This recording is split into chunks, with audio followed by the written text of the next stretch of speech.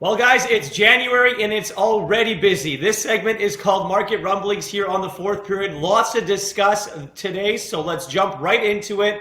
The Arizona Coyotes and their situation with defenseman Jakob Chychrun, obviously a stud on the blue line for that team. Can he be traded, David, and will he be traded, and how is that possible? Well, Irf, at the start of the season, we were reporting that teams were calling the Arizona Coyotes and weren't being told that he wasn't available. And that kind of escalated from there. A lot of denials as well, but things have really started to pick up and percolate in the last few weeks here with respect to Jakob Chychrun in Arizona. It looks like the Coyotes are willing to trade him. It just is a matter of what that package is, DB. And it certainly sounds like, and we've been told this from the get-go going back to September and October, that the price tag on Jakob Chychrun was very significant. It's multiple pieces, 3 or 4. I would imagine some young talent, a defenseman, a young rising defenseman as part of a package, and a first-round pick.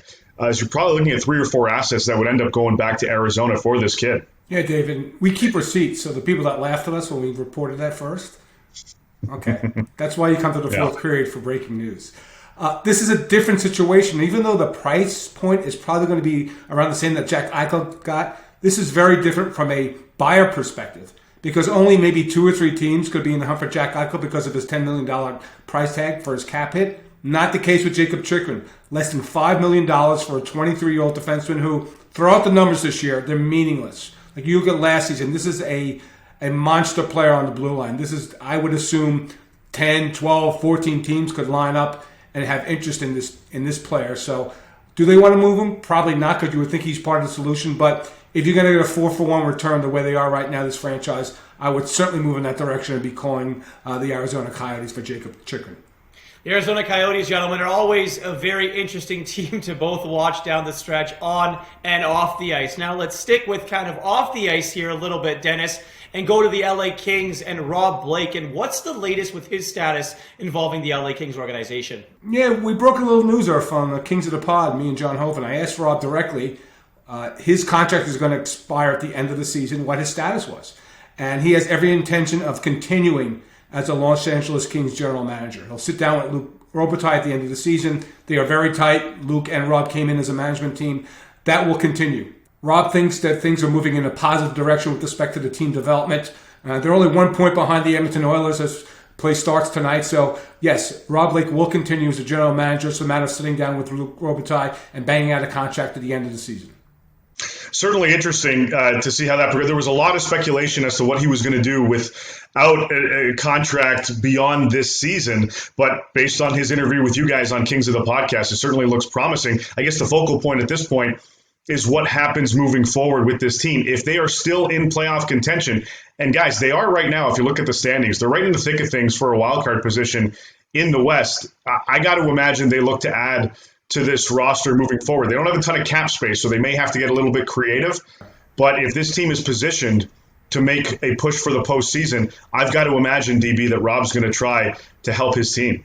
Yeah, he has. He's addressed that actually with respect to, I also followed up with him on that. I asked him if his team is in the same position at game 60 that they are at game 33, would he be a buyer at the deadline? He said yes, he wants to improve the team. Gentlemen, let's go to a team that in the beginning of this season, they couldn't be beat. Their 2 star players were on pace for every single point. Since then, down the stretch, 2 wins in their last 12 games. What is happening with the Edmonton Oilers, and is there a change that's going to be imminent? And let's start with you, David.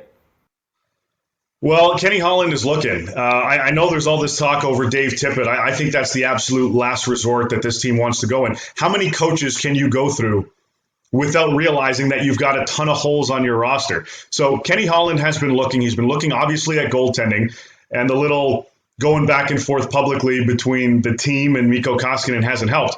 But they are looking and have been looking at upgrading between the pipes, as well as solidifying that back end and bringing in a defensive-minded rear guard to really help out that defensive core. The problem is, and we touched on this briefly with LA, Edmonton doesn't have a lot of cap space either. So they have to get really creative if they want to make a move here, and moving out Koskinen and his $4.55 million cap hit would help, but I don't know who's taking that money. Well, here's the thing with this Koskinen, Dave. It is an expiring contract. So if if you send Koskinen out, and you might have to throw one or two assets in it to bring back the goalie that you want or you need or you think is an improvement, they could do it that way. So it's not a long-term deal they have to worry about with Koskinen. An expiring contract to a non-contending team, you could probably do it, but I don't know what you do here. Because here's the thing. At game one, even with the great start, what are the questions about this team? Depth and goaltending. Here we are, game 33, the teams aren't responding, but why aren't they responding? Depth and goaltending. And to me, tonight, I want to see a response. Without Connor McDavid, I want to see the character of this team. I'm not talking about on-ice performance or missing or not making a big save or just an average save. I want to see how this team responds to true adversity, playing without Connor McDavid tonight. Let's see their response. And if not response that Kenny Holland likes, then in the short term, you're going to have to do something to shake this team out of the doldrums.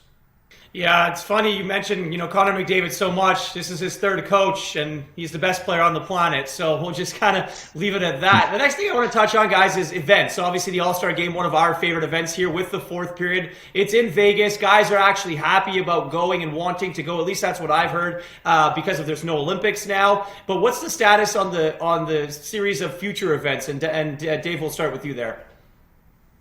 Yeah, not just All-Star Game, but also outdoor games and future Winter Classics and Stadium Series games. There's a lot of talk going on throughout the National Hockey League internally about how some of these are going to kind of take place. And you look to one particular market, Fort Lauderdale, Florida, Sunrise.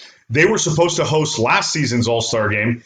That obviously didn't happen because of COVID. So they're going to be on schedule in the next few years here to get an All-Star Game to make up for the one that was effectively lost. Beyond that, you're going to start looking at other markets that want to host some particular events as well. Anaheim has never hosted one. They've never hosted anything. So they're trying to get something going there. And as well, Seattle, certainly a potential team to host some kind of event moving forward. Yeah, look, you can do all you want with the draft and with the All-Star Game. Here's what I want. Gary, Bill, Steve, are you listening? Home and home, Stadium Series games between the Kings and the Golden Knights at SoFi and at Allegiant Stadium. I'm good. That's it. I'm fine. I don't have any other suggestions for special events other than those two games. Hey, man, I like it. I like it a lot. At least from what I know, the Seattle Kraken were told before they entered the National Hockey League and when they were awarded a franchise that they would have a major event down the I-5 from Vancouver here in Seattle within their first 3 or 4 years of existence. So whether that's the All-Star Game, the draft, or obviously an outdoor game at the CenturyLink Field or now T-Mobile Field or whatever it's called now, Lumen Field, I think, down in Seattle. We'll definitely see what happens there. But gentlemen, as always, thank you so much for this. This has been Market Rumblings here on the fourth period.